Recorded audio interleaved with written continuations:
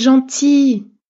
Il ne crie pas, il ne frappe pas, il ne fait rien qui ressemble à ce qu'on imagine quand on parle de violence. Au contraire, il est posé, calme, parfois même très compréhensif. Alors forcément, tu ne mets pas de mots dessus. Et tu te dis que le problème vient peut-être de toi. Dans les 3 premiers épisodes, on a suivi Laetitia. On a vu ce moment où elle sait que quelque chose ne va pas et où elle passe à autre chose. Ces signaux minimisés dès la première rencontre, cette normalisation progressive et puis ce basculement. Quand ce n'est plus lui le problème, mais quand c'est elle. Quand sa colère se retourne contre elle. Quand son corps crie et qu'elle ne l'écoute plus. Je le redis dans cet épisode, je parle au féminin car c'est plus simple pour moi. Mais les situations sont les mêmes, quel que soit votre genre et la configuration de la situation. Prenez ce qui vous correspond. Aujourd'hui, on va regarder Marc autrement. Parce que jusqu'ici, j'ai décrit des atmosphères, des tensions, des moments de froideur, des signaux, mais Marc, il ne crie pas. Il n'interdit rien. Il ne frappe pas. Il ne menace pas. Marc est gentil. Tout le monde le dit. Ses amis, sa famille, les gens qui le croisent et Laetitia, pendant longtemps, elle y a cru aussi. Parce que ce profil-là, le gentil, le sensible, la victime, c'est le plus difficile à voir, le plus difficile à nommer et le plus difficile à quitter. Parce qu'il ne te donne aucune raison valable. Il ne crie pas, il ne frappe pas, il ne t'interdit rien, alors de quoi te plains-tu exactement? Aujourd'hui, on va répondre à cette question. De subir à choisir, c'est le nom de ce podcast et je te souhaite la bienvenue. Je suis Clotilde, coach en reconstruction de vie. Petit pas pour soi, c'est né en 2017 et comme moi, ça a bien évolué depuis. J'accompagne des personnes qui traversent ou qui sont sorties de situations qui les ont abîmées. Pas seulement parce que c'est mon métier, mais parce que je l'ai aussi vécu de l'intérieur. Ce podcast, il s'adresse à celles et ceux qui vivent ou qui ont vécu une relation toxique, une emprise ou de la manipulation, de la violence, même si elle est psychologique. Un environnement familial ou professionnel destructeur, bref, ces situations où on ne sait plus très bien ce qui est normal, où on doute de soi et on finit par ne plus se reconnaître. Peu importe la forme, si tu te reconnais, tu es au bon endroit. Ici, on prend le temps, on met des mots, on comprend ce qui se passe vraiment. On se retrouve chaque samedi à 10h pour un nouvel épisode et on commence tout de suite. Marc est gentil. C'est la première chose que tout le monde dit. Les amis de Laetitia, sa famille, les gens qu'il croise lors de soirées. Il a l'air tellement posé. Il semble tellement t'aimer, tu as de la chance. Et Marc, en société, c'est quelqu'un d'autre. Il parle, beaucoup, bien. Il a des histoires fascinantes, des anecdotes que personne d'autre n'a, des endroits visités, des rencontres improbables, des expériences rares. Il captive, il charme, il prend toute la place dans une pièce, mais d'une façon que tout le monde trouve agréable. Et à la fin de la soirée, il repart avec de nouveaux numéros, de nouvelles demandes d'amis, et tout le monde se dit « Quel type intéressant !» Laetitia sourit. Elle est fière, un peu. Et quelque part, cette admiration des autres la rassure. Si tout le monde le trouve bien, alors ce qu'elle vit à la maison, c'est peut-être dans sa tête. Peut-être qu'elle exagère, peut-être qu'elle est trop difficile. Voilà le premier mécanisme de ce profil et c'est redoutablement efficace. Le charme en public crée un écran entre ce qu'il montre et ce qu'il est vraiment. Et cet écran, il le protège lui, pas elle. Parce que tant que tout le monde le trouve bien Elle ne peut pas se plaindre. Elle n'a pas de témoin, elle n'a pas de validation. Elle reste seule avec ce qu'elle vit à la maison. Marc n'a pas vraiment d'amis. Alors, progressivement, il prend ceux de Laetitia. Pas brutalement, pas visiblement. Il s'intéresse à eux. Il leur envoie des messages. Il est disponible, attentionné, intéressant, et ses amis l'adorent parce qu'ils ne voient que ça. Un jour, Laetitia organise une soirée surprise pour l'anniversaire de Marc. Elle invite ses proches et cette amie, la seule véritable amie de Marc qu'elle ne connaît pas encore, pour lui faire plaisir, pour qu'il soit heureux. Et pendant toute la soirée, elle n'existe pas. Personne ne s'intéresse à elle.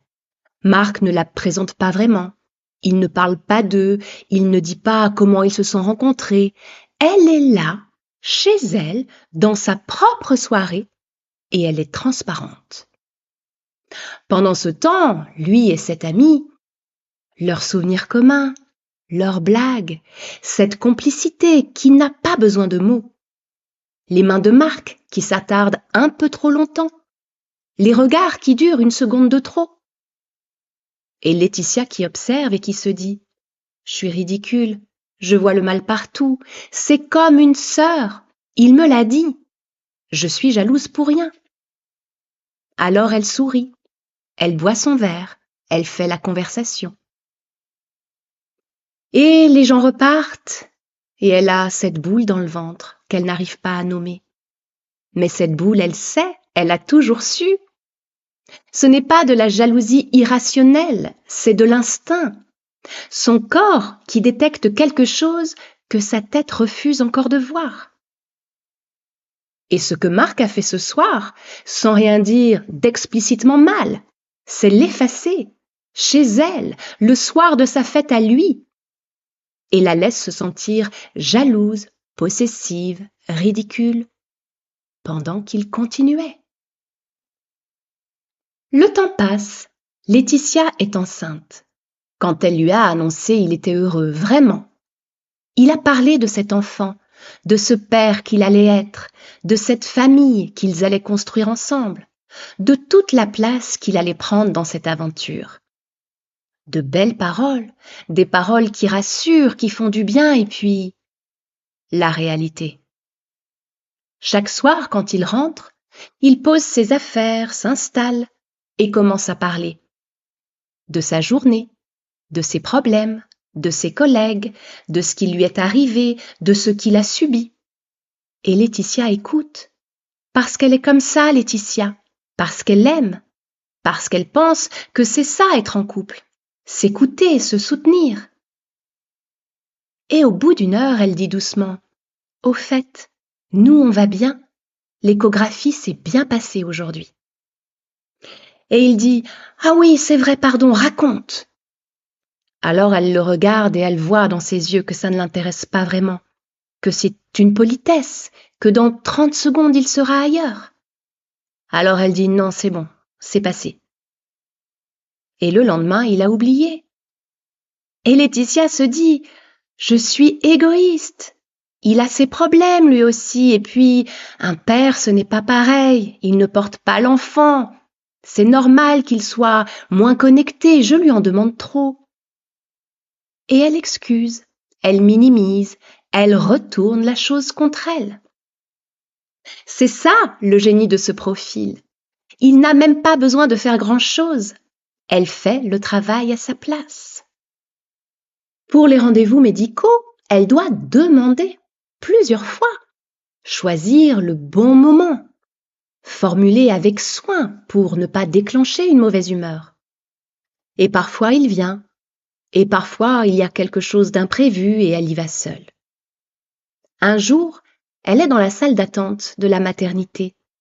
Autour d'elle, des couples, des mains tenues, des regards complices, des hommes qui posent une main sur le ventre de leur femme et elle, seule, avec son sac et son ventre, et ce silence autour d'elle qui pèse 1 tonne. Et les larmes qui arrivent, doucement, en silence, parce qu'on ne pleure pas vraiment dans une salle d'attente, on ravale. On regarde son téléphone pour se donner une contenance. Elle lui dit ce soir-là, elle lui explique ce que ça lui a fait, ses couples autour d'elle, cette solitude, et rien ne change. Pas la semaine suivante, pas le mois suivant, rien. Ce n'est pas de la maladresse, ce n'est pas un manque de sensibilité passager, c'est de l'indifférence structurelle, choisie. Il n'est pas incapable de s'intéresser à elle, il choisit de ne pas le faire. Parce que ce qui se passe en elle ne l'intéresse pas vraiment, ce qui l'intéresse, c'est ce qu'elle peut lui apporter. Et puis il y a les petites choses, celles qu'on ne peut pas montrer sur une photo, celles qu'on ne peut pas expliquer à une amie sans avoir l'air dingue, celles qui s'accumulent dans le corps sans qu'on sache vraiment pourquoi on est si épuisé. Laetitia lui demande quelque chose, une chose simple, concrète, et il fait l'inverse. Pas toujours, juste assez souvent pour qu'elle ne sache plus si c'est intentionnel ou pas. Elle lui demande d'appeler quelqu'un. Il oublie. Elle lui dit de ne pas aborder ce sujet ce soir. Il l'aborde. Elle lui demande d'être à l'heure à ce rendez-vous important. Il est en retard. Chaque fois avec une bonne raison. Chaque fois avec un air désolé. Et elle ne sait plus. Est-ce qu'il le fait exprès? Est-ce qu'il est juste distrait? Est-ce qu'elle est trop exigeante? Et cette incertitude, c'est épuisant. Parce qu'elle ne peut pas se mettre en colère contre quelqu'un qui a toujours une bonne excuse. Elle ne peut pas accuser quelqu'un qui a l'air sincèrement désolé, alors elle ravale. Encore. Il y a un mot pour ça, le sabotage passif. Faire en sorte que les choses ne se passent pas comme l'autre le souhaite, sans jamais avoir l'air de le faire exprès. C'est une forme de contrôle invisible, sans interdiction, sans règles imposées, juste rien ne se passe jamais vraiment comme tu veux. Et puis il y a autre chose, Marc regarde faire. Laetitia gère tout.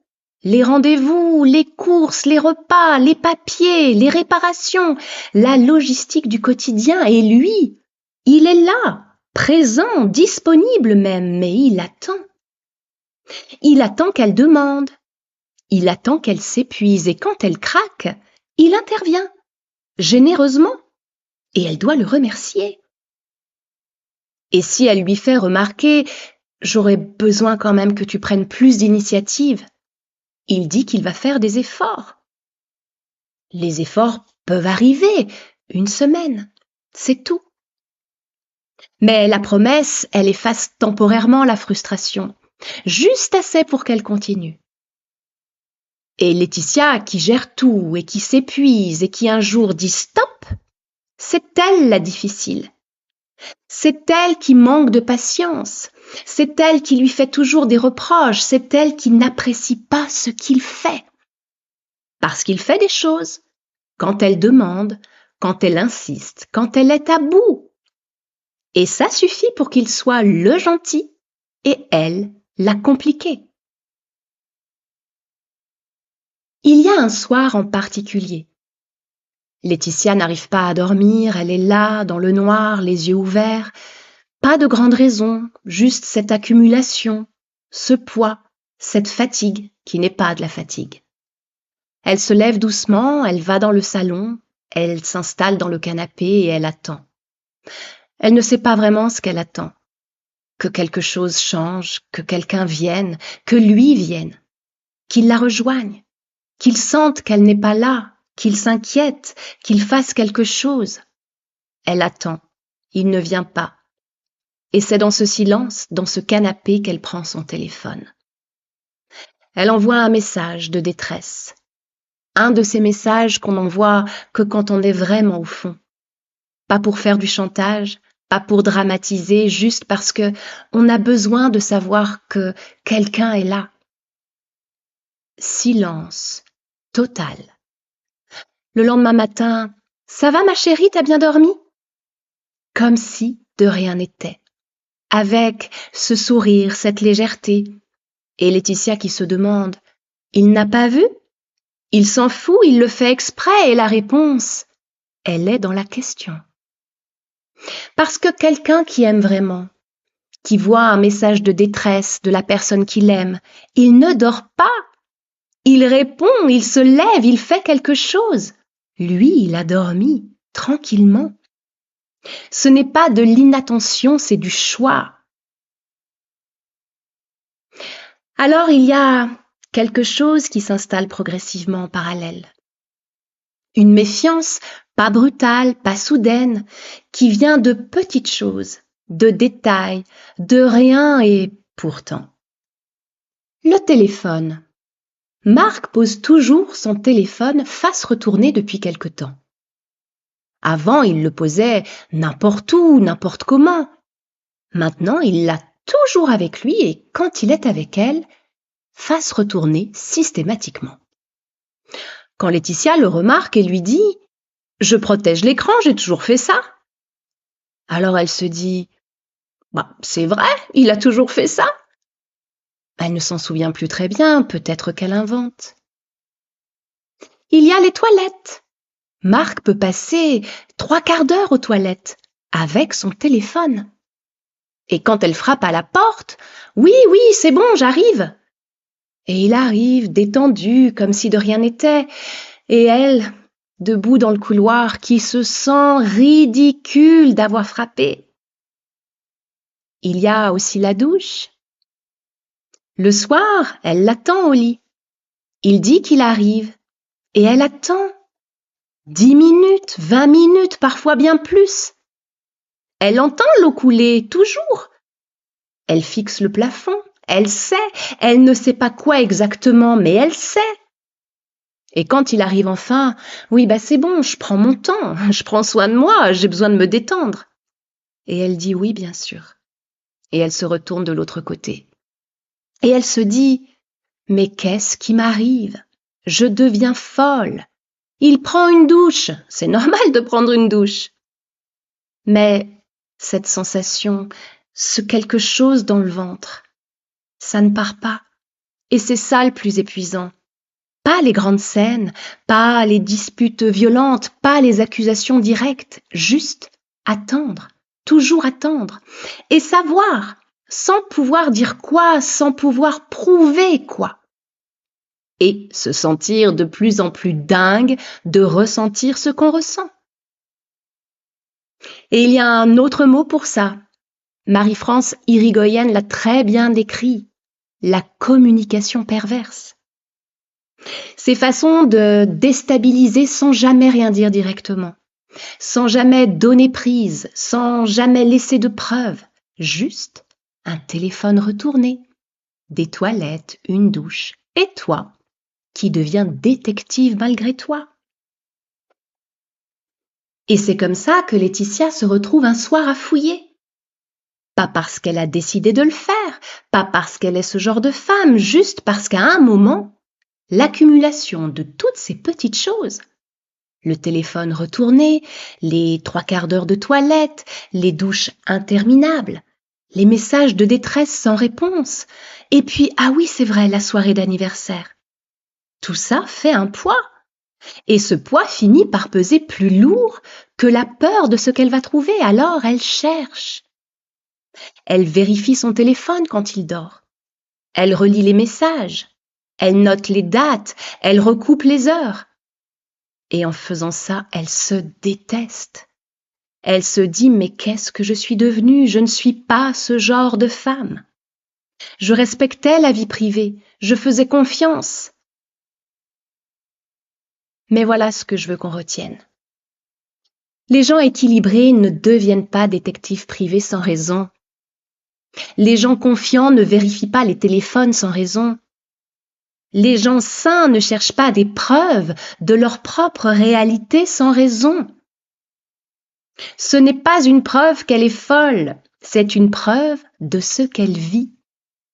Quelque chose l'a amenée là, progressivement, méthodiquement, sans qu'elle s'en rende compte.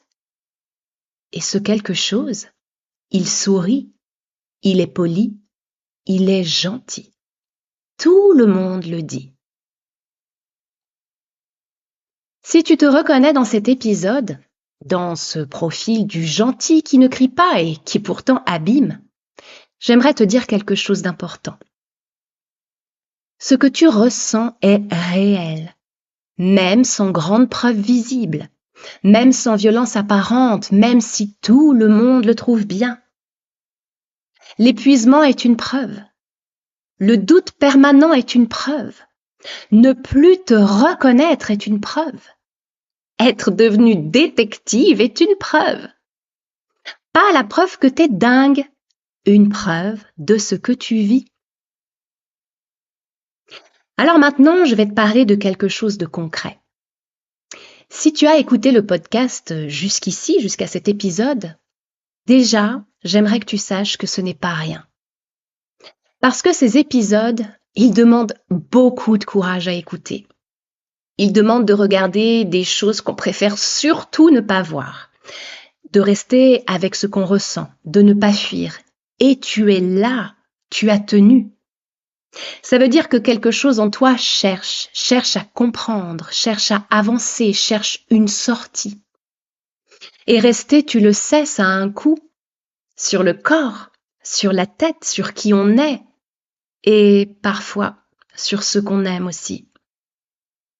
Et cette partie de toi qui cherche, elle mérite d'être accompagnée. C'est pour ça que j'ai construit le parcours Reconstruction. Un accompagnement concret en petits groupes, maximum 6 personnes, pour t'aider à comprendre vraiment ce que tu vis, en sortir concrètement et poser les premières bases d'une reconstruction solide.